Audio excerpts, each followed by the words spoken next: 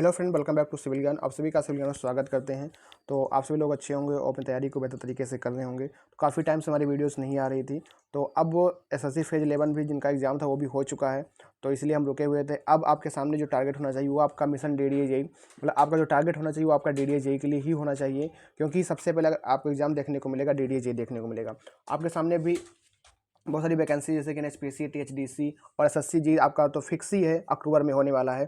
तो जो लोग स्पेशल उसकी तैयारी करेंगे एसएससी जी, और उसकी भी तैयारी आपके साथ डीडीए के साथ में हो सकती है। जैसे कि आपने एचपीसी का फॉर्म भी भरा होगा, तो आपके सामने डाउट होता है कि हम इतने सारे फॉर्म की तैयारी एक साथ कैसे करें। तो आपको इस वीडियो में सारा प्लान मैं आपको बताने वाला हूँ कि आपको एक्स्ट्रा एफर्ट कहाँ लगाना पड़ेगा। अगर आप एनएचपीसी की तैयारी करते हैं, टीएचडीसी की तैयारी करते हैं, सेम पैटर्न है। उसमें 140 क्वेश्चन आपका टेक्निकल रहने वाला है और 30 क्वेश्चन आपका रीजनिंग और 30 क्वेश्चन आपका जीके जीएस का रहने वाला है। अगर हम बात करें एसएससी की, उसमें आपका 100 क्वेश्चन टेक्निकल रहेगा, 50 आपका क्वेश्चन जो रहेगा रीजनिंग का और 50 आपका रहेगा जीके जीएस का रहेगा। पर आपका डीडीए में क्या पैटर्न चेंज हुआ है, बस थोड़ा सा पैटर्न चेंज हुआ है। इसमें आपको बस 10 क्वेश्चन इंग्लिश और 10 क्वेश्चन आपको मैथ पे के लिए काम करना पड़ेगा। तो कहीं ना कहीं अगर आप सबकी तैयारी करते हैं तो आपका एनएचपीसी भी कवर होगा, टीएचडीसी कवर होगा, एसएससी जेई भी कवर होगा, अगर आप डीडीए की तैयारी करते हैं। क्योंकि आपको पता ही होगा इस बार डीडीए में कुछ और सब्जेक्ट को जोड़ दिया गया है। जैसे कि अगर हम बात करें हाईवे हो गया, इरिगेशन हो गया, मतलब जो आपके एसएससी में आते हैं वो सारे पैटर्न को यहाँ पे ऐड ऑन कर दिया गया है। तो आप अगर टेक्निकल की यहाँ तैयारी करेंगे तो आपकी इस टेक्निकल की तैयारी करने के साथ साथ एसएससी की भी तैयारी हो जाएगी और एचपीसी की तैयारी हो जाएगी और टीएचडीसी की तैयारी हो जाएगी। आपको मैं सारा प्लान बताने वाला हूँ किस तरीके से आपको मॉक लगाना है। देखो, मैं आपको बता सकता हूँ पर मेहनत आपको ही करनी पड़ेगी, चाहे जो भी हो। कोई भी, अगर आपने देखा होगा यूट्यूब पे बहुत से लोग गाइडेंस प्रोग्राम चलाते हैं और चला भी रहे हैं, काफ़ी अच्छा उनका रहता है, पर वो आपको केवल गाइड कर सकते हैं। वैसे मैं आपको बता सकता हूँ कि आपको 60 दिन में क्या करना है अगर डीडीजे की तैयारी आप लोग कर रहे हैं तो। भाई सारा काम करना तो आपको ही है। बस अगर आपको कोई बता दे कि भाई आप इस रास्ते पे चलने लगो तो आपका सिलेक्शन हो सकता है, आप ये काम कर लो तो सिलेक्शन हो सकता है, आप ये चीज़ पढ़ लो सिलेक्शन हो सकता है, तो आप आसानी से काम कर पाओगे। पर आपको कुछ पता ही नहीं है कि हमको कहाँ जाना है, कहाँ नहीं जाना है, तो इसके क्या होगा, आप मार्ग में भटकते रहोगे, आप अपने गोल तक नहीं पहुँच पाओगे। तो मैंने वो प्लान बना दिया है आपको 60 दिन के अंदर। आपने मेरी तरफ से ये रहेगा, बाकी आप इसमें कुछ और एड ऑन कर सकते हो, इससे ज़्यादा और आपको नंबर इसमें देखने को मिलेगा। तो सारा प्लान बताने वाला हूँ। अगर आप चैनल पर नए हैं तो चैनल को सब्सक्राइब कर लीजिएगा, और हमारा टेलीग्राम चैनल है जो कि सिविल ज्ञान लिमिटेड के नाम से है। आप टेलीग्राम पे सर्च करोगे सिविल ज्ञान लिमिटेड, जिस पे लगभग 400 मेंबर ऐड हो चुके हैं, तो आप लोग वहाँ जुड़ सकते हैं। क्योंकि सारी जो पीडीएफ होगी मैं आपको वहाँ पे सेंड कर दूंगा, जो भी मुझसे यहाँ पे मैं आपको बताने वाला हूँ, ठीक है। तो सबसे पहले आप सिविल ज्ञान लिमिटेड पर जा करके इसको सर्च कर लीजिएगा, वहाँ पर आपको ज्वाइन कर लेना है, ठीक है। उसके बाद आपको मैं यहाँ ये बताने वाला हूँ कि आपको डीडीए जी की तैयारी कैसे करनी है। मिशन डीडीए 2.0, इससे पहले वैकेंसी आई थी, हमने वहाँ पे अपना लोगों को गाइड किया था, बहुत से लोग सेलेक्ट भी हुए हैं और जो है अपना जो है क्या कहते हैं कि डीबी तक गए हैं। तो फाइनल डीबी जब रिजल्ट आता है तो मैं उनका इंटरव्यू आपको सामने रूबरू कराऊंगा, उन्होंने किस तरीके से तैयारी की थी। तो बाकी मैं यहाँ पे आपको बताने वाला हूँ कि सबसे पहले अगर आप डीडीए जेई ही अगर आप पूरी तरीके से फोकस्ड हैं तो डीडीए जेई में अगर आप टेक्निकल में आप देखेंगे तो 80 क्वेश्चन आपको आने वाले हैं। तो ऐसा तो है नहीं इस 80 क्वेश्चन में आप जो है सारे के सारे जो है अटेम्प्ट कर पाओगे। इसमें कुछ क्राइटेरिया होता है। जैसे होता है कि अगर मान लो 100 क्वेश्चन आ रहा है तो 50 से 60 क्वेश्चन ऐसे होते हैं जो इजीली बनने वाले होते हैं, और बाकी 30 से 40 क्वेश्चन ऐसे होते हैं जो थोड़ा एफर्ट मांगते हैं। ऐसे इसमें 80 क्वेश्चन है तो 40 क्वेश्चन तो इजीली बनने वाले होंगे, जो आप दैनिक जीवन में मतलब कि हमेशा कहीं ना कहीं सॉल्व किया करते हो। पर जो 40 क्वेश्चन होंगे वो आपको कैसे कर पाओगे, तो उसके लिए आपको प्रैक्टिस करनी होगी और मॉक टेस्ट लगाना होगा। अब मॉक टेस्ट आपको कहाँ से देना है, सारी बातें बताऊंगा। सबसे पहले देख लेते हैं क्या क्या सब्जेक्ट आपके रहने वाले इस बार। तो आप यहाँ देखोगे टेक्निकल में आपको जो आप इसका स्क्रीनशॉट लेकर रख सकते हो, इसमें आपने यहाँ पे रख रखा है कि टेक्निकल में आपको क्या क्या देखने को मिलेगा। तो टेक्निकल में आपने देखा कि यहाँ पे बीएमसी भी आपको देखने को मिलेगा, एस्टिमेटिंग कॉस्टिंग रहेगा, सर्वेइंग रहेगा, सॉइल मैकेनिक्स आपका रहेगा, हाइड्रोलिक्स रहेगा, इरिगेशन रहेगा, ट्रांसपोर्टेशन रहेगा, इन्वायरमेंट और structural engineering, concrete technology, RCC steel. Total आपको 12 सब्जेक्ट आपको देखने को मिलेंगे, ठीक है। तो अब आपको करना क्या है, इन 12 सब्जेक्ट को टोटल 60 दिन में कैसे कवर करना है। जैसे अब आपने बीएमसी शुरुआत किया तो बीएमसी आपको रिवाइज करना है। देखो, मैं ये मानता हूँ कि आप लोगों ने अपने सिलेबस को कंप्लीट कर लिया होगा। अगर आपने सिलेबस को अभी तक कंप्लीट नहीं कर लिया, जल्दी से जल्दी इन सारे 12 सब्जेक्ट को अपने सिलेबस को कंप्लीट करिए। उसके बाद रिवीजन करिए, मॉक टेस्ट लगाइए, प्रैक्टिस करिए, और फिर रिवीजन, प्रैक्टिस, मॉक, ये आपको काम करते रहना है। तो अब आपको कैसे काम करना है इन 12 सब्जेक्ट के ऊपर। सबसे पहले आप, अगर आपने अभी तक सिलेबस को नहीं पूरी तरीके से पढ़ा है तो पूरा का पूरा सिलेबस आपको इस बार पूरा कंप्लीट कर लेना है। उसके बाद आपको इन 12 सब्जेक्ट पर फिर से आना है। जैसे आपने मेरा बीएमसी, तो सपोज आपको बीएमसी में आपने स्टोन को चूज कर लिया। ठीक है, एक दिन के अंदर। मान लो पहला दिन का प्लान हो सकता है मैं आपको डेली टारगेट भी दे पाऊँ कि डेली आपको कैसे कैसे काम करना है। बाकी अगर मैं ना दे पाऊँ तो मैं आपको इसी वीडियो में बताने की कोशिश करूँगा कि आपको कैसे अपने आगे काम के लिए काम करना है। ठीक है, तो यहाँ पे बीएमसी मान लो स्टोन आपने एक सब्जेक्ट ले लिया, एस्टिमेटिंग कास्टिंग से मान लो आपने वैल्यूएशन टॉपिक को ले लिया, और सर्वेइंग से आपने ले लिया आपका फंडामेंटल ऑफ सर्वेइंग को ले लिया। तो 3 सब्जेक्ट आप एक दिन में कर सकते हो, मतलब इन 3 टॉपिक को लेकर के कर सकते हो। इससे क्या होगा कि आपका जो है मन भी लगा रहेगा। अगर आप एक ही सब्जेक्ट को लेकर के पूरा दिन बैठे रहोगे तो आपका टाइम भी लॉस होगा, और जो है अपना आप एफर्ट एनर्जी से नहीं कर पाओगे। तो आपको हर एक सब्जेक्ट के एक एक टॉपिक को लेना है। जैसे आपने बीएमसी में स्टोन ले लिया आज, तो कल सीमेंट ले लिया, कल आपने ब्रिक ले लिया, ऐसे करके आपको लेना है। और एस्टिमेटिंग और कास्टिंग से मान लो आपने लिया, फिर अब दूसरे दिन कोई सब्जेक्ट टॉपिक ले लिया। सर्वेइंग में आपने आज मान लो फंडामेंटल ऑफ सर्वेइंग लिया, तो अगले दिन आपको लीनियर मेजरमेंट ले लेना है। ऐसे ही आपको आगे सॉइल मैकेनिक्स, हाइड्रोलिक्स और इरिगेशन में करना है, ऐसे ट्रांसपोर्टेशन, एनवायरनमेंट, स्ट्रक्चर। तो आप ऐसे जब तैयारी करोगे तो लगभग आपका 50 to 60%, मतलब 60-70% आपका एक ही महीने के अंदर कवर हो जाएगा। पर आप अगर एक ही सब्जेक्ट लेके चलोगे तो आप नहीं कर पाओगे। तो हर एक सब्जेक्ट के टॉपिक वाइज काम करना है। ठीक है, अच्छा ये आपको टॉपिक कैसे मिलेंगे, कैसे आप डिवाइस करवाओगे, तो उसके लिए आपको मैं बता देता हूँ। सबसे पहले आप चले जाइएगा यहाँ पे। आपने अगर टेक्स्ट बुक के यूजर हैं तो आपको बहुत फ़ायदा होने वाला है। उसमें आपको फ़ायदा क्या मिलेगा कि आप एसएससी जी सिविल 2023 मॉक टेस्ट को अपने आप में इनरोल कर लीजिए, डीडीजे को इनरोल कर लीजिए, और एनएचपीसी को इनरोल कर लीजिए। इन तीनों मॉक टेस्ट को आपको इनरोल कर लेना है। और यहाँ पे जाने पर आपको चैप्टर टेस्ट में जाना है। यहाँ जाना है चैप्टर टेस्ट में, सबके चैप्टर टेस्ट में जाना है। आप किसी एक के भी फॉलो कर सकते हो, यहाँ पे सारे आपको मिल जाएंगे। मान लो आपने एसएससी जेईई सिविल 2023 के चैप्टर टेस्ट में गए, इसमें जाओगे तो आपको यहाँ पे एक मिलेगा ऐसे टॉपिक, लिखा रहेगा बीएमसी। तो बीएमसी में लिखा रहेगा, बीएमसी के अंदर लिखा रहेगा स्टोन, फिर सीमेंट, यहाँ पे लिखा रहेगा स्टोन का टॉपिक 10 क्वेश्चन यहाँ पे रहेगा। तो आपको क्या करना है, पहले दिन आपने स्टोन को रिवाइज किया, स्टोन का रिवाइज किया, और फिर यहाँ पे आके मॉक दे दिया। फिर आपके पास जो भी प्रैक्टिस बुक होगी आप वहाँ से ही मॉक दे सकते हो। तो इस तरीके से आपको अपना रिवाइज भी करना है और प्रैक्टिस मॉक भी लगाना है। तो ये आपका टेक्निकल का रहने वाला है, आपको इन्हीं तरीके से काम करना है। और आपका सोर्स क्या होना चाहिए जहाँ से आप मैक्सिमम क्वेश्चन लगाओगे। सबसे पहले बात, आपके पास एसएससी के जो पीआईक्यू आईएएस मास्टर की बुक है आपके पास, वो होना चाहिए। और प्रैक्टिस बुक, आप कोई भी प्रैक्टिस बुक फॉलो तो किए होंगे अभी तक, मान लो यूथ ए की हो या यूथ जेई की हो, तो आप जब भी मॉक आपने फॉलो किया हो सकता है आपने कई कोर्स वगैरह लिया हो, वहाँ से आप कर रहे हो क्वेश्चन की प्रैक्टिस। तो आपको प्रैक्टिस बुक वो हो गई। एसएससी जेईई पीआईक्यू आप क्वेश्चन प्रीवियस क्वेश्चन पे काम करते रहोगे। और दूसरी बात, टेक्स्ट बुक पे आपको चैप्टर वाइज, फिर आपको जो है सब्जेक्ट वाइज, फिर आपको फुल मॉक, यहाँ पे वीकली मॉक, आपको ये सब आपको फुल मॉक, वीकली मॉक, आपको ये सब लगाना पड़ेगा। तो इससे आपका क्या होगा कि एक एक सब्जेक्ट अच्छे से स्ट्रांग होता जाएगा। तो आपको टेक्स्ट बुक के अंदर ही बहुत सारे ऐसे टेस्ट सीरीज मिल जाएंगी जहाँ पे एज टेस्ट सीरीज है, तो उसमें आप क्वेश्चन की प्रैक्टिस करते रहिए, अपने मॉक टेस्ट देते रहिए, आपका एक एक सब्जेक्ट अच्छे से होता जाएगा। और वीकली में फुल मॉक लगाना है। जैसे आपका आज संडे है मान लो, तो आप 6 दिन तैयारी करिए और फुल मॉक लगाइए। और फुल मॉक लगाने के बाद आपको खुद मालूम पड़ जाएगा कि इन सब्जेक्ट में से हमारा कौन सा सब्जेक्ट वीक है। जब आप लगाओगे तो आपको मालूम पड़ेगा। हो सकता है ऐसा होता है कि आप मान लो सॉइल में आपका स्ट्रांग है, आप क्वेश्चन उसके सारे बना ले रहे हो, पर आप उन्हीं को रिवाइज कर रहे हो। तो ऐसे है होता है। तो आप जब वीकली मॉक लगाओगे तो वीकली मॉक से आपको ये मालूम पड़ेगा कि हमारा कौन सा सब्जेक्ट और कौन सा सब्जेक्ट में कौन सा सब टॉपिक हमारा कमज़ोर है। उससे क्या होगा कि आप अपने सब्जेक्ट को अपना अच्छे से कर पाओगे। तो आपके पास ये सारी चीज़ें होनी चाहिए। ठीक है, अब आपके पास आता है ईएससी पीआईक्यू। देखो ईएससी के प्रीवियस ईयर क्वेश्चन को भाई करने ज़रूरी हैं। अगर आपको कहीं से मिल जाए ईएससी के पीआईक्यू, तो आपको वन लाइनर जो क्वेश्चन होते हैं ईएससी के, उनको आपको करने ज़रूरी है। तो ये भी आपको करना है। तो हमारे पास बुक है इसकी, तो अगर आप हमारे टेलीग्राम चैनल में जुड़ जाएंगे तो वहाँ भी हम इसकी सारी पीडीएफ वगैरह प्रोवाइड कर देंगे। तो आप वहाँ से क्वेश्चन कर सकते हो, या आपके पास कोई बुक्स वगैरह हो आप उससे कर सकते हो। तो ये सारा काम आपको टेक्निकल के करना पड़ेगा। और टेक्स्ट बुक मैं इसलिए कह रहा हूँ कि आप कहीं की भी टेक्स्ट बुक टेस्ट सीरीज ले लीजिए, वहाँ पे जो नए क्वेश्चन बनते हैं, मान लो अभी हाल ही फिलहाल में एसडीबीएन एग्जाम हुआ, एनडब्ल्यूडीए एग्जाम हुआ, तो इन सारे एग्जाम में जो नए नए क्वेश्चन बने होते हैं तो टेस्ट सीरीज वाले क्या करते हैं, उनको वहाँ पे पुट ऑन करते हैं। तो आपको अलग अलग सब्जेक्ट को, अलग अलग पेपर को लेकर के उसको सॉल्व करने की जरूरत नहीं पड़ेगी। आप टेक्स्ट बुक लगाओगे या टेस्ट सीरीज आप लगाओगे तो वहाँ पे आपको ये सारे काम वहाँ पे आपके कंप्लीट हो जाएंगे। तो ये तो रही बात टेक्निकल की। अगर इसमें भी अभी आपको कोई डाउट हो तो आप ऑफलाइन कमेंट करके हमसे पूछ सकते हैं, या हमारे टेलीग्राम चैनल पर जुड़ सके हमसे जानकारी ले सकते हैं कि आपको कैसे इसमें काम करना है। तो उम्मीद करता हूँ आपको समझ में आया होगा कि टेक्निकल में कैसे काम करना है। टेक्निकल में आपको देखो ज़्यादा आपको नहीं भागना है कि आप ज़्यादा ईएससी लगाओ, आप बेसिक ना तैयार करो। तो आपको एसएससी के प्रीवियस ईयर क्वेश्चन लगा करके अपना बेसिक तो तैयार करना ही करना है। उसके बाद आप कोई प्रैक्टिस बुक फॉलो कर सकते हो। प्रैक्टिस बुक्स में क्या होगा, प्रैक्टिस बुक में हो सकता है आप यूथ ए लगा रहे हो या यूथ जे लगा रहे हो, तो आप जब भी कोई बुक लगाया करो ना, तो वहाँ पे ये देखा करो कि जो क्वेश्चन हमसे बनने वाले हैं या हमसे जो नहीं बनने वाले हैं, तो जो बनने वाले हैं उन पे आप स्टार मार्क ना करो, जो ना बनने वाले हैं, जो एक बार में ना बने हो, आप दोबारा जब रिवाइज करो तो मान लो 100 क्वेश्चन आपको बुक में दिए गए हैं, तो 100 में आप 20 से 30 क्वेश्चन पर स्टार मार्क कर लो जो आपसे नहीं बने हो एक बार में, आपको दोबारा उनको करने की ज़रूरत पड़े, ताकि आप जब दोबारा उनको रिवाइज करो तो आपको 100 क्वेश्चन से ना होकर जाना पड़े, बस 20-30 क्वेश्चन में आपको पूरा रिवाइज हो जाए। इससे क्या होता है, समय की बचत होती है और आपको जो है टाइम किल नहीं होता।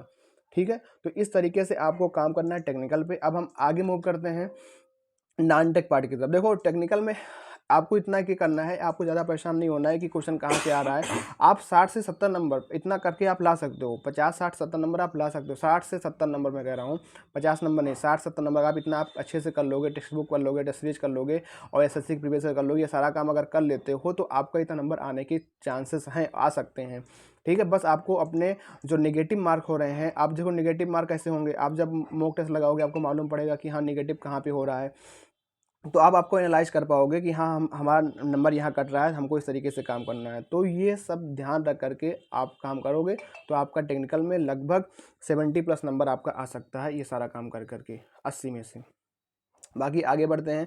अब बात करते हैं नॉन टेक्निकल में। जैसा कि आपको पता है कि नॉन टेक्निकल में आपके 4 चीज़ें डिवाइड हैं, जिसमें से आपका मैथ है, रीजनिंग है, जीएस है और आपका और इंग्लिश है। तो आप जीएस और रीजनिंग को इस डीडीए के लिए ही सोच के ना काम करो। आप जीएस और रीजनिंग में जब काम करो तो ये ध्यान रखो कि आपको एसएससी जेईई भी देना है जिसमें 50 नंबर की रीजनिंग आएगी, और आपको एनएचपीसी देना है जहाँ पे 30 नंबर की रीजनिंग आएगी, और आपको टीएचडीसी देना है जहाँ पे 30 नंबर की रीजनिंग आएगी, आपको डीएफसीसी आई अगर आपने भरा होगा तो उसको भी देना, तो वहाँ पे 30 नंबर रीजनिंग आएगी। तो आप रीजनिंग को या जीएस को ये सोच के मत ये सोच के मत तैयार करिए कि 10 ही नंबर का तो आएगा डीडीए में, उसके साथ आप इस तरीके से काम करिए, आप इसको प्रॉपर टाइम दीजिए और प्रॉपर टाइम के साथ साथ प्रैक्टिस लगाइए। ठीक है, प्रैक्टिस लगाइए और जीएस का भी आप काम करिए, और ताकि आप इन सारे एग्जाम के लिए भी तैयार हो सकें। क्योंकि आप 2 महीना केवल आप 10 नंबर सोच के चलोगे, आप आधा घंटा दोगे तो आप आगे फिर आपको दिक्कत होने वाली है। तो आप अभी से ही 3 महीना बचा है, हो सकता है एसएससी जेईई को भी 3 महीना बचा है, क्योंकि अक्टूबर में एग्जाम होगा 10-11 अक्टूबर, तो 3 महीना, अगर 3 महीने रीजनिंग और जीएस पे रोजाना 2 घंटे इसको अगर देते हो या 1 घंटे देते हो, तो 1 घंटा इसको या 1.5 घंटा 2 घंटा जीएस को देते हो तो काफ़ी टाइम आपके पास हो जाएगा, आप अच्छा स्कोर यहाँ पे कर पाओगे। अब हम बात कर लेते हैं कि कौन से टॉपिक को रीजनिंग पे काम करना है, कौन से टॉपिक पे जीएस पे काम करना है। जो आपको एक्स्ट्रा इफेक्ट लगाना है वो मैथ पे लगाना है और आपको इंग्लिश पे लगाना है। अभी मैं मैथ और इंग्लिश के लिए अभी आ रहा हूँ, पहले मैं रीजनिंग और जीएस के लिए बात कर लेता हूँ कि जीएस रीजनिंग में आपको क्या करना है। रीजनिंग में ये सारे टॉपिक हैं, देखो ये टॉपिक है, इन्हीं टॉपिक्स में आपको एसएससी में भी मैक्सिमम क्वेश्चन देखने को मिलेंगे। कम से कम 30 से 40 क्वेश्चन आपको एसएससी में देखने को मिलेंगे इन्हीं टॉपिक से। बस नॉन वर्बल का वहाँ पे 10 क्वेश्चन अलग से आता है, जिसमें आपको मिरर इमेज, वाटर इमेज और फिगर काउंटिंग और क्या कहते हैं इमीडिएट फिगर, तो नॉन वर्बल से 10 क्वेश्चन आता है, बाकी 40 क्वेश्चन आपको इन्हीं टॉपिक से मिलेंगे। ठीक है, तो आप देख लीजिए, नंबर सीरीज हो गया, अल्फ़ाबेट सीरीज हो गया, analogy, classification, blood relation, coding decoding और डिस्टेंस एंड कोडिंग डिकोडिंग बहुत इंपॉर्टेंट। अगर आप कुछ ना तैयार किए हो, सबसे पहले कोडिंग डिकोडिंग तैयार कीजिए। कोडिंग डिकोडिंग में कम से कम 10 क्वेश्चन तक मिल जाता है एसएससी जेईई के अंदर, और आपका डीडीए जेईई में तो 1 क्वेश्चन आएगा।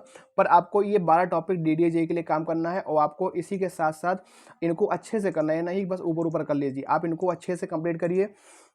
और हर जहाँ पे जितना यहाँ पे जितना टॉपिक आपको दे रखा है, इन टॉपिक का मेरे पास एक एक पीडीएफ है, जिसमें लगभग हर टॉपिक से लगभग 100 क्वेश्चन है। बस आप उन क्वेश्चनों को बना लीजिएगा, उससे ज़्यादा आप कुछ नहीं करना। ये सारे जो क्वेश्चन है आपको SSC, MTS, CGL, CHSL, CPO, इन सारे एग्जामों में आए हुए क्वेश्चन है, वो सारी पीडीएफ मैं आपको दे दूँगा अपने टेलीग्राम चैनल पर, तो आप वहाँ से डाउनलोड कर करके प्रिंट आउट निकाल करके उन्हीं पर काम कर लीजिएगा। हर एक सब्जेक्ट का टॉपिक वाइज है, तो आप वो काम करोगे तो आपका रीजनिंग अच्छा खासा स्ट्रांग हो जाएगा। आप यहाँ पे जानते हो भाई, रीजनिंग में आप मैक्सिमम से मैक्सिमम स्कोर कर सकते हो और बहुत ज़्यादा यहाँ पे नंबर लाने के चांसेस होते हैं। तो आप रीजनिंग में ये टारगेट मान के चलिए कि 45+50 में से, क्योंकि मैं मानता हूँ कि 2 से 3 क्वेश्चन ऐसे होते हैं जो आप टाइम लगाओगे नहीं बन पाएगा, क्योंकि एग्जामिनर ऐसे क्वेश्चन दे देता है। तो आप, मैं मानता हूँ 45+ नंबर आप ला सकते हो, और डीडीए जेईई में आप 9 या 8 नंबर ला सकते हो 10 आउट ऑफ 10 में से, क्योंकि कभी कभी क्वेश्चन ऐसे बन जाते हैं कि आप जो है चाह कर भी नहीं कर पाओगे, आप कितना भी स्ट्रॉन्गेस्ट कर रखे हो, क्योंकि वो ऐसे उठपटांग दे ही देते हैं। तो मैं मानता हूँ 9 नंबर और 45 नंबर जीएस रीजनिंग में,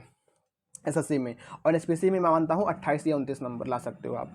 ठीक है, तो ये सारा टारगेट मैं एनएचपीसी, टीएचडीसी और आपका एसएससी जेईई को साथ में लेकर बता रहा हूँ डीडीए जेईई के लिए, क्योंकि आप डीडीए जेईई को ही मत सोचिए, सामने आपके बहुत सारे एग्जाम है, तो रीजनिंग भी अच्छा खासा टाइम दीजिए और इसकी प्रैक्टिस करिए। और अगर आप टेक्स्ट बुक के फॉलोअर हैं तो आप एक काम करिएगा, अगर आप टेक्स्ट बुक के फॉलोअर हैं तो एक काम कर सकते हैं कि टेक्स्ट बुक पे आप जब जाओगे तो वहाँ पे सर्च वाला एक बार होता है, वहाँ जब सर्च करोगे कि एसएससी ऑल पीवाईक्यू रीजनिंग, तो लगभग 893 सेट क्वेश्चन मिल जाएंगे, जिसमें आपको MTS, CGL, CHL, MT, CPO या जीडी, स्टेनोग्राफर सारे लेकर के वहाँ पे टेक्स्ट बुक के ऊपर रीजनिंग के अलग अलग सेट दे रखे हैं। तो आप रिवाइज करिए, आप टॉपिक को पढ़िए और वहाँ से मिक्स प्रैक्टिस डेली कम से कम 25 क्वेश्चन तो लगाइए ही लगाइए। डेली आज से ही शुरुआत कर दीजिए, डेली आपको 25 से 50 क्वेश्चन लगाना है। वहाँ पे सबसे पहले एमटीएस में क्या होता है, 25 क्वेश्चन आता है, सीएचएल में 25 क्वेश्चन आता है, सीपीओ और स्टेनोग्राफर में और शायद सीजीएल में 50-50 क्वेश्चन का आता है। तो सबसे पहले आप 25-25 क्वेश्चन शुरुआत कीजिए, क्योंकि अचानक से आप 50 क्वेश्चन करोगे तो टाइम ज़्यादा लगेगा और आप जो है पहली बार में ही निराश हो जाओगे। 25 क्वेश्चन करोगे तो 18-17 क्वेश्चन पहली बार में सही होगा, कुछ क्वेश्चन गलत होगा, फिर आप प्रैक्टिस करते जाओगे तो आपके नंबर बढ़ने लगेंगे। तो टेक्स्ट बुक में जा करके आप सर्च बार में SSC all PYQ reasoning search करोगे तो वहाँ पे लगभग 893 सेट मिल जाएंगे, जो कि रीजनिंग के हैं, जो कि एमटीएस के होंगे, सीजीएल के होंगे, जितने भी एसएससी के क्वेश्चन होते, जितने भी एसएससी के एग्जाम्स होते हैं, सारे एग्जामों में आए हुए वहाँ प्रीवियस क्वेश्चन होते हैं। वहाँ पे मिक्स क्वेश्चन प्रैक्टिस होता है, वहाँ पे चैप्टर वाइज भी होता है, सब्जेक्ट वाइज भी होता है।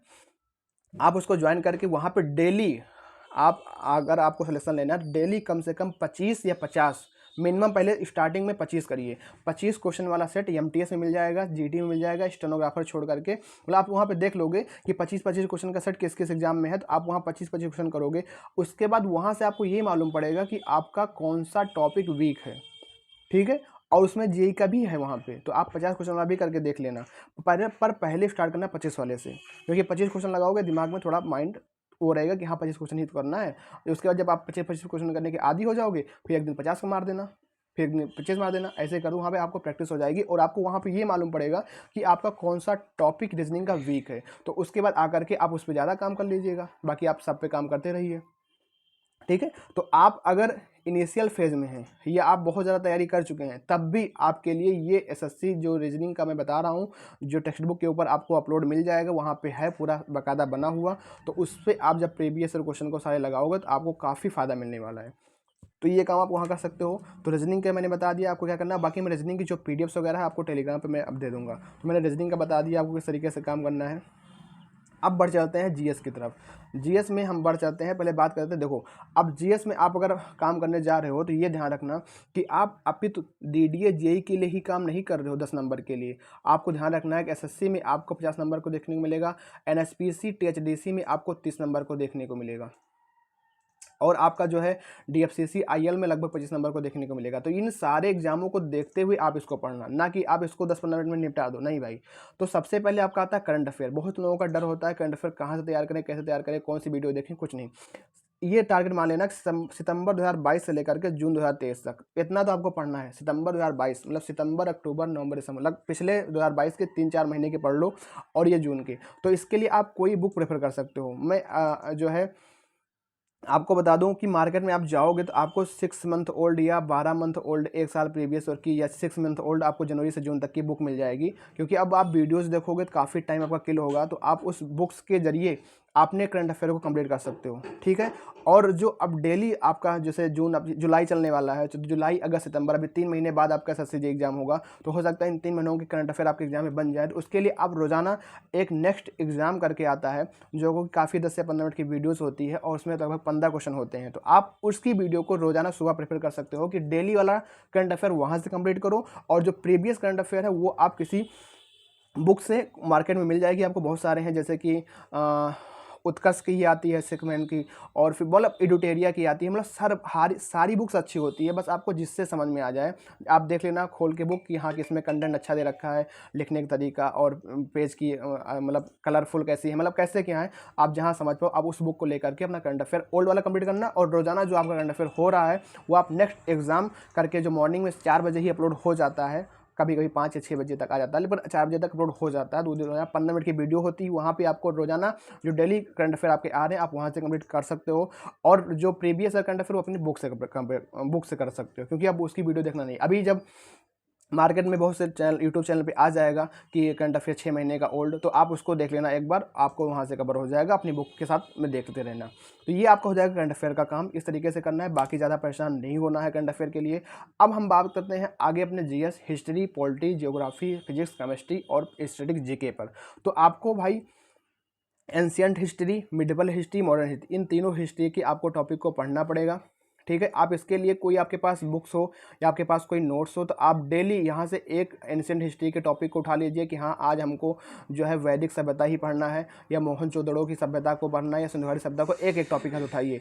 ऐसे आप मिडिवल से उठा लीजिए, ऐसे मॉडर्न हिस्ट्री से। उसको उठाने के बाद आप फिर जाइए टेक्स्ट बुक के ऊपर। टेक्स्ट बुक पे आपको भाई साहब बहुत सारी फैसिलिटी है। टेक्स्ट बुक पे आपको क्या मिल जाएगा, एसएससी ऑल पीआईक्यू जीएस मिल जाएगा, जहाँ पे आपको सीजीएल, एमटीएस, मतलब जितने भी एसएससी के पेपर होते हैं वो सारे लगभग 800-900 सेट होगा, जो कि एसएससी का होगा। वहाँ पे चैप्टर वाइज भी है और आपका सब्जेक्ट वाइज भी है। तो आप सबसे पहले चैप्टर वाइज करिएगा।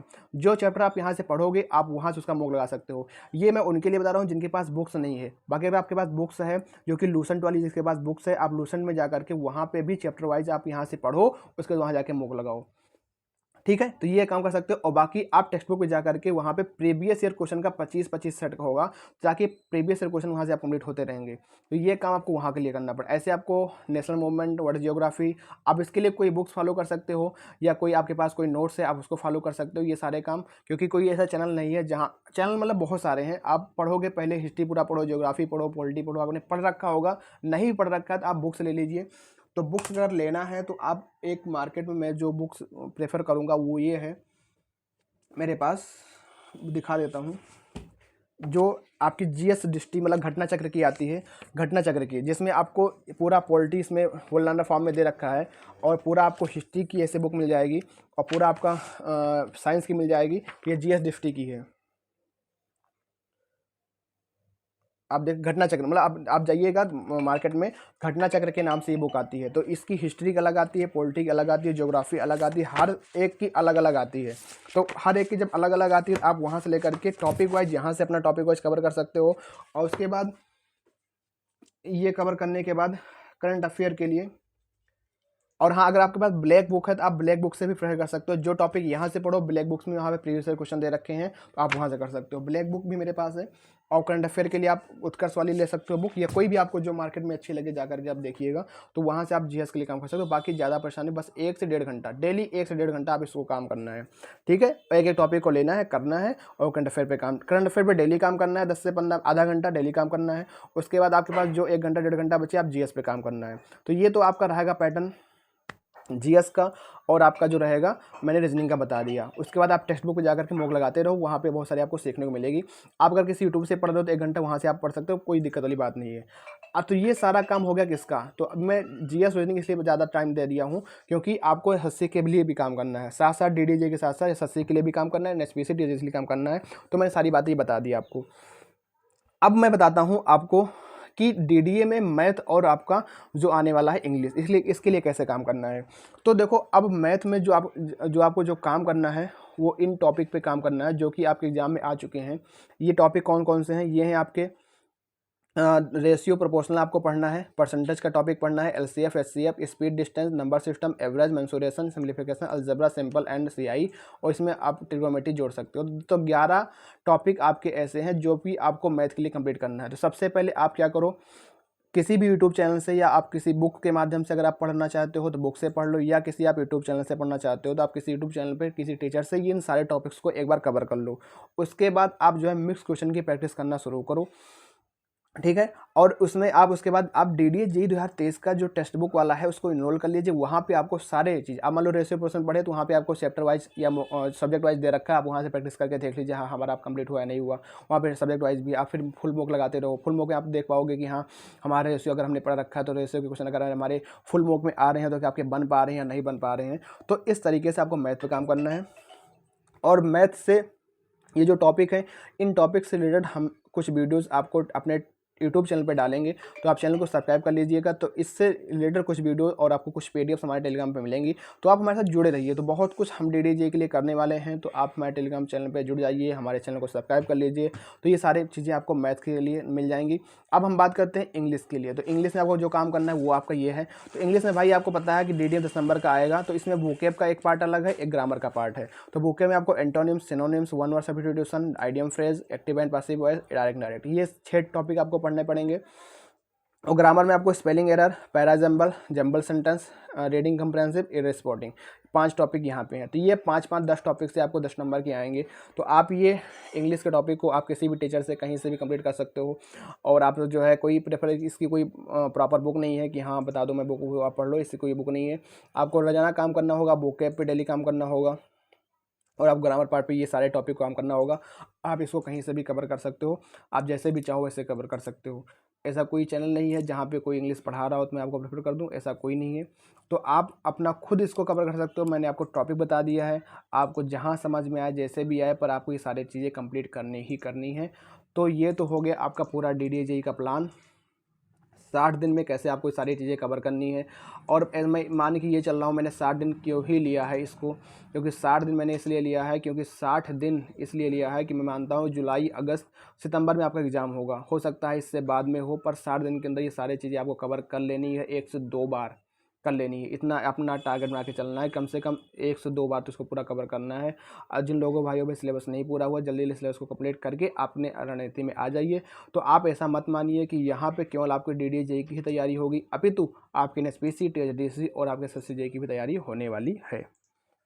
तो उम्मीद करता हूँ आपके सारे डाउट क्लियर हो चुके होंगे कि किस तरीके से हमको तैयारी करनी है। बाकी अगर आपको भी कुछ अगर पूछना है, कुछ आपको जानना है, तो आप ऑफलाइन कमेंट कर सकते हैं, वहाँ मैं वहाँ पे आकर रिप्लाई कर दूँगा। ठीक है, बाकी मिलते हैं फिर एक नेक्स्ट वीडियो में। तब तक के लिए थैंक यू। जय हिंद, जय भारत। हो सकेगा मैं डेली रूटीन डाल पाऊँ तो डालूंगा, और उसके बाद अपना जो है आप लोग कमेंट करके बताइएगा क्या डेली रूटीन डालना चाहिए, कि आप लोग अपने आप से कर लोगे। थैंक यू, जय हिंद, जय भारत।